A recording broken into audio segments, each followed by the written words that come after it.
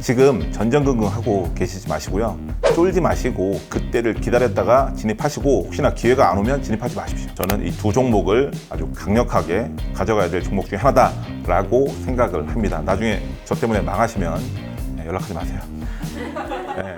안녕하십니까. 육과장이고요. 강연을 했는데 인기가 좋다고 하셔서 많이들 찾으셨다고 해서 이렇게 또 불려 나왔습니다. 그래서 궁금한 사항들이 좀 많다고 해서 어떤 것들이 있는지 오늘 질문 받아보고 일단 제가 아는 범위 내에서 그리고 제가 생각하는 범위 내에서 여러분들한테 있는 그대로 전달을 해드리도록 하겠습니다. 첫 번째 사연부터 함께 들어볼게요. 손해본 2차전지 주식 지금이라도 팔아야 할까요? 안녕하세요. 주식 투자 중인 44세 여성입니다. 2023년 에코프로 BM이 엄청 뜰 때 들어갔습니다. 뿐만 아니라 LNF, 포스코 퓨처엠 등 2차전지 종목의 비중을 많이 실었는데요. 조금 오르나 싶더니 주가가 폭락해 처참한 계좌가 됐습니다. 요즘 불장이라고 하죠. 제 계좌는 아직 마이너스 70%입니다. 올라갈 기미가 보이지 않는데 2차전지 지금이라도 팔아야 할까요? 첫 질문으로 이것만은 나오지 말아라 했던 질문이 나왔습니다. 왜냐면 지금 2차 전지가 사실상 답이 없는 상태거든요. 붐을 일으켰던 K사 같은 경우에는 지금 거래 정지가 되어 있어요. 그것 때문에 난리던데 여러분들이 투자를 시작하실 때 처음부터 좀 장기 투자를 할 건지 모멘텀 투자를 할 건지 이런 것들을 좀 정해서 투자를 하셔야 되는데 저도 이제 마이너스 60%, 70%를 가져가는 종목들이 있었어요. 히토류 관련된 종목들. 그 기업 같은 경우는 제가 이제 마이너스 한 68%까지 계좌를 지킨 걸 봤었어요. 그리고 이제 안 봤죠, 한동안. 그게 이제 한 3년, 4년, 5년, 6년 지나면서 다시 이제 전기차 사이클을 타면서 제가 이제 170% 정도 수익을 내고 매도를 했다고 예전에도 한번 말씀을 드렸습니다. 산업에 대한 발전 이런 것들을 보고 장기 투자해야 되겠다. 그래서 나는 어느 정도 마이너스를 감수하겠다라고 투자를 할 때 몇 가지 좀 체크해 볼 사항들이 있어요. 첫 번째가 뭐냐면 어떤 독보적인 기술력을 갖고 있는지. 제가 히토류에 투자했던 건 중국에서만 히토류가 거의 92% 이상 생산이 되고 있었거든요. 그런 데이터들을 알고 있었어요. 그렇기 때문에 이제 장기적으로 버틸 수 있었고요. 그다음에 이제 엔비디아도 중간에 마이너스 61% 구간을 제가 버텼다고 계속 말씀을 드렸잖아요. GPU라든가 이런 부분에서 독보적인 기술력을 보였기 때문에 가능했던 건데 전기차 배터리 같은 경우에는 가장 투자하면 안 되는 것 중에 하나였어요. 제가 보기에는. 왜냐면 중국이 산업에 뛰어들어 있었잖아요. 그래서 여러분들이 투자를 하실 때 특히나 이제 장기 투자, 모아가는 투자를 하실 때 중국하고 산업이 겹치는 섹터들을 하지 않으셨으면 좋겠어요. 가급적이면. 왜냐면 저희가 투자할 때가 많아요. 그때 인기를 얻으니까 너도 나도 사니까 옆에 있는 김대리가 돈 벌었다고 하니까 배 아파서 자꾸 그 인기 있는 종목에 따라 들어가시면 이런 결과를 맞이하시는데 제발 그러지 않으셨으면 좋겠어요. 그래서 여러분들이 앞으로 투자를 하실 때 그런 어떤 독점적인 지위가 있거나 아니면 제가 예전에도 말씀드린 1등주 전략, 각 산업, 각 섹터에서 1등주들을 매매하는. 근데 막상 살려면 어때요? 비싸 보이잖아요. 근데 그런 것들을 생각하지 마시고 1등주들이 더 멀리 갈 수 있으니까 그런 것들을 잘 생각해 주셨으면 좋겠고요. 질문 주신 거를 답변을 하자면 저라면 2차 전지를 여기까지 끌고 오지도 않았을 거고요. 그리고 지금 어쩔 수 없이 본의 아니게 여기까지 끌고 왔다면 저라면 다른 주식을 하겠습니다. 국장에는 좀 1등류 주식이 어떤 게 있을까요? 국장은 삼성바이오로직스가 최근에 이제 삼성바이오로직스는 이제 인적 분할을 예고하고 있잖아요. 그 인적 분할을 하고 나면 어떤 한 종목은 주가가 못 오르고 한 종목은 주가가 오를 거예요. 그러면 여러분들은 이걸 미리 선택하지 마시고요. 주가가 오르는 쪽에 베팅하시고 내리는 거 파시면 됩니다. 여러분들이 판단할 수 없으면 돈의 흐름 이런 것들을 믿고 따라가셔도 돼요. 장이 좋을 때는. 이런 흐름들을 파악하려면 여러분들 인기 주식을 쫓아다녀서는 절대 파악할 수 없고요. 그리고 본인이 뭔가 스스로 결정하고 보고 판단하는 연습들을 처음엔 틀리더라도 많이 해보셔야지만 아마 하실 수 있으리라고 생각이 됩니다. 두 번째 질문은 제 나이 40세 어떻게 투자를 시작해야 할까요? 일만 하며 40대를 맞이한 남성입니다. 며칠 전 육과장님의 강연을 듣고 투자적 인간이 돼야겠다 생각을 했습니다. 현재 사업하느라 모아놓은 돈은 전혀 없고 월에 1,000만 원씩 투자할 수 있습니다. 일단 ETF들에 돈을 넣긴 했는데 개인 성향상 여러 종목을 사팔사팔하기는 힘들 것 같아요. 무지성으로 적립식 투자를 하고 싶은데 어떻게 해야 할까요? 친구들은 VOO, QQQM, SCHD에 1대1대1로 넣으라고 합니다. 육과장님의 생각은 어떠신가요? 보내주신 계좌를 보니까 이미 1대1대1로 넣고 계신 것 같아요. 이미 넣고 계신다고요? 네네. 근데 왜 물어보셨어요? 그럼?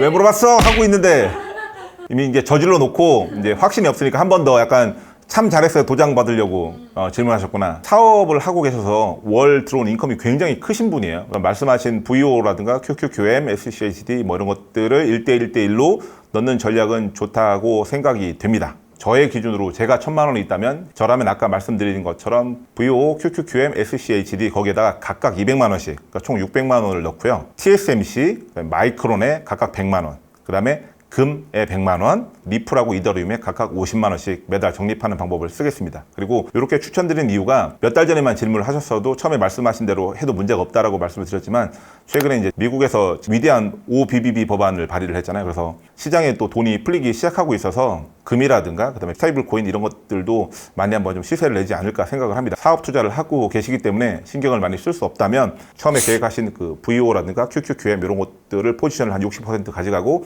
나머지 40%는 어떤 시장의 변화, 세상의 흐름에 조금 한번 좀 넣어보면 괜찮지 않을까 그렇게 생각을 합니다. 그 이더리움과 리플을 추천을 해주셨는데 네. 비트코인은 없어요. 네. 비트코인은 왜 없을까요? 저도 비트코인을 아주 조금 갖고 있거든요. 이더리움하고 리플을 갖고 있는데 이제 이유가 스테이블 코인 때문인데 지금은 좀 스테이블 코인들이 커가는 과정인데 나중에 스테이블 코인이 어느 정도 시장이 활성화되면 기존의 레거시 어떤 금융사들이 들어올 거란 말이에요. 분명히. 그러니까 예를 들면 뭐 JP모건이라든가 시티뱅크 이런 데들이 들어올 거란 말이에요. 그러면 코인을 유통할 때 반드시 어떤 플랫폼이 필요해요. 본인들이 플랫폼을 만들어서 들어온 게 아니에요. 이더리움이라든가 리플 플랫폼을 기반으로 해서 스테이블 코인을 발행하게 될 건데 그때 이제 그런 시장들이 더 큰 규모가 될 거라고 생각을 합니다. 제 생각입니다. 순전히. 그 과장의 뇌피셜이니까 금하고 이더리움하고 리플 이런 것들도 좀 같이 모아가 보시면 좋지 않을까 그렇게 생각을 합니다. 개별주에는 딱 이 두 가지를 추천을 해주셨는데 네. 그 이유는 또 있을까요? 뭐 자동차, 항공, 드론 앞으로 그 어떤 거를 하더라도 반도체의 수요는 커질 수밖에 없어요. 그러니까 여러분들이 생각하는 앞으로 세상이 좋아질 거야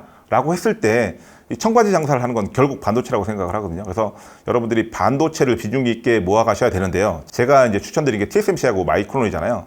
TSMC 같은 경우에는 뭐죠? 1등 전략이죠. 경쟁자가 없습니다. 삼성이 뭐 경쟁자다라고 하시는 분들이 있는데 조금 강하게 얘기하면 말도 안 되는 소리 하지 마시고요. 그 한국 사람들 기분 좋으라고 하는 소리입니다.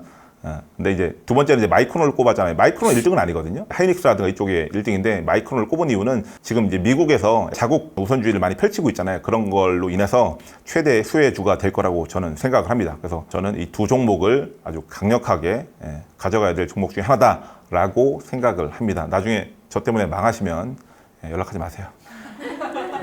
돈 많이 버시면 와서 슈퍼챗 좀 싸주시고. 네.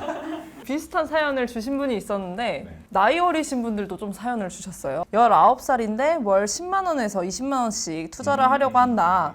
어떻게 시작을 해야 할까라는 질문이었는데 어떻게 해야 한다고 보시나요? 젊으신 분들한테 그렇게 하는 얘기가 있어요. 국과장님이 채권을 내라고 해서 저도 좀 채권을 샀습니다. 이렇게 방송에서 채팅을 하더라고요. 그래서 제가 네가 그걸 왜 사니 그랬어요. 그래서 지금 20대 분들이라면 저는 개인적으로 테슬라에 몰빵하시길 추천드립니다. 그리고 지금 문의하신 분이 금액이 되게 작아요. 그러니까 그 정도는 몰빵해서 모으시길 추천드립니다. 그래서 나중에 저희처럼 이제 40대 중반 이제 아재가 되면 그때 이제 지수라든가 어떤 채권이라든가 금이라든가 뭐 부동산 이렇게 섞어서 잘 포트폴리오를 구성하시라고 말씀을 드리겠습니다. 테슬라 같은 경우에는 CEO 리스크가 굉장히 크잖아요. 이 등락폭이 엄청 강했고 네. 그런데 왜 하필 딱 테슬라일까요? CEO 리스크 빼고는 다 좋아요. 근데 또 반대로 말씀드리면 그 CEO기 때문에 여기까지 올 수 있었던 거 아닌가요? 그렇게 답변 드리면 아마 이해가 바로 되실 겁니다. 테슬라 화이팅! 제목은 양도세 어떻게 아껴야 할까요? 안녕하세요. 저는 미국 주식에 눈을 뜬 후 8억 집을 매도하고 전부 미국 주식에 투자했습니다. 그 결과 4억 원이라는 큰 수익을 봤는데요. 이 기쁨도 잠시 매도하려고 하니 양도세가 걱정됩니다. 1년에 250만 원만 비과세인데 이 4억 원을 비과세로 매도하려면 160년이나 걸린다고 하네요. 어떻게 하면 좋을까요? 자, 일단 우선 4억 원이나 수익을 내신 거 축하드립니다. 네, 축하드립니다. 아이고, 이걸 또 이 방송을 보시는 이제 일부 또 개미분들이 아이고 배야 하실 수도 있는데 일단은 전량 다 매도하고 싶으신 모양이에요. 이렇게 질문을 주신 거 보니까. 근데 저는 개인적으로 어떤 종목을 갖고 계신지 모르겠지만 전량 매도를 하지 않는 걸 일단 추천을 드리고요. 왜냐면 미국에서 앞으로 돈을 더 계속 더 많이 더 아름답게 더 크게 풀겠다라고 하는 시점에서 좀 섣부른 매도가 아닐까. 일부만 매도하는 걸 일단은 첫 번째로 추천드려보고요. 이제 방송에서 이런 절세 관련된 것들을 제가 많이 얘기를 해드리기도 해요. 어떤 아이디어를 드리냐면 계좌에 보면 종목이 여러 개다 보면 플러스가 나 있고 어떤 것들은 마이너스가 나 있는데 여러분들 대부분이 플러스 나 있는 걸 먼저 매도합니다. 그러다 보면 마이너스만 계속 쌓이거든요. 근데 이걸 매도 안 하고 계속 그냥 가지고 계신 분들이 있어요. 근데 해외 주식은 플러스가 나면 양도소득세를 내야 되잖아요. 이 마이너스 났던 것들을 연말에 일부 다 매도했다가 그대로 다시 사시면 되거든요. 그러면 이제 양도소득세를 안 내잖아요. 근데 그런 전략을 저희가 많이 말씀을 드리고 있어요. 250만 원 기본 공제가 되니까 250만 원만큼씩 매도를 해라라고 하는 것들은 이미 알고 계신 것 같고, 근데 이제 추가적으로 금액이 큰 거에 대해서 이제 절세하는 방법을 물어보신 건데, 물론 이제 저도 대충은 알고 있습니다. 뭐 법인을 세워서 하는 방법, 그다음에 이제 배우자에게 증여해서 절세하는 방법 등이 있는데, 세금 절세와 관련된 것들은 전문 분야잖아요. 저희 같은 유튜버들한테 아이디어를 얻거나 이렇게 하지 마시고 전문가분들하고 반드시 좀 상담을 받아보셨으면 좋겠습니다. 그래서 일정 부분 페이를 하시고 세무사님이나 법무사님들 같은 전문 분야에 계신 분들이 계시잖아요. 그분들한테 꼭 상담을 받아보시기를 저는 추천을 드리도록 하겠습니다. 마지막 질문은 국장 지금 들어가도 될까요? 코로나 때 국장에서 달달한 수익보다 하락장에 된통당한 30대입니다. 2023년에 미국 주식이 오르면서 국장은 다 손절했었는데요. 특히 작년 코스피의 절망적인 모습을 보면서 역시나 빠져나오길 잘했다 생각했습니다. 하지만 요즘 국장이 날고 있는 모습을 보니 눈길이 계속 가는데요. 지금 들어가기엔 또 당할까봐 너무 무섭습니다. 앞으로도 쳐다보지 말아야 할지 유 과장님은 어떻게 생각하시나요? 코로나 때 이제 폭락이 나왔을 때 사신 분은 아닌 것 같고 23년도에 아마 손실을 보고 이제 국장을 떠나셨을 겁니다. 더군다나 또 보니까 미국장을 하고 계신 것 같네요. 미국장을 하고 계신데 국장이 너무 많이 오르니까 이제 또 탐이 나시는 건데 국장을 지금 굳이 안 하고 계신다면 이 촬영일 기준 굉장히 많이 올라 있어요. 그래서 지금 신규 진입은 추천드리지 않습니다. 하지만 국장이 체질적으로 변하고 있다라고 유 과장은 생각을 합니다. 그래서 저도 일단 국장을 하고 있으니까요. 추천드리는 건 국장을 꼭 하고 싶으시다면 저는 반드시 변동성이 한번 나올 거라고 생각을 합니다. 7월 달에 변동성이 나올 거라고 생각해서 저도 비중을 좀 줄여놨는데 계속 오르고 있어요. 아, 열받아. 아, 안 줄였으면 지금. 근데 이런 마음을 가지시면 안 돼요.